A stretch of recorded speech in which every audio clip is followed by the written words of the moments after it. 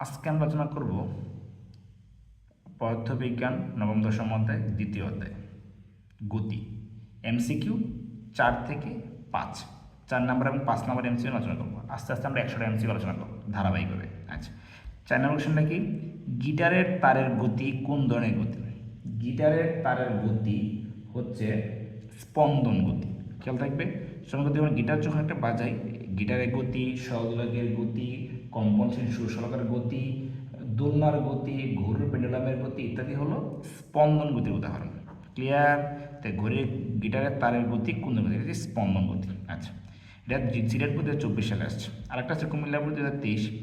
সমবেগে চলমান সাইকেলের সমবেগে চলতেছে চলমান সাইকেলের গতি না, চাইছে সাইকেলের চাকার গতি। এটা ভালো করে পড়তে হবে। চাইছে কি?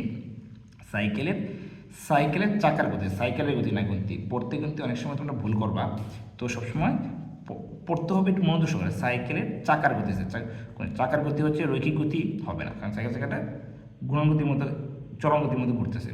পর্যাবৃত্ত গতি আছে, স্পন্দন গতি হবে না, চলন গতি। সাইকেলের চাকার গতি চলন গতি ও ঘূর্ণন গতি।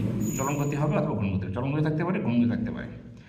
অতএব কি সমবেগে চলমান সাইকেল চাকার গতি হচ্ছে চলন গতি বা গুণন গতি। খেয়াল থাকবে। ওকে, ধন্যবাদ সবাইকে।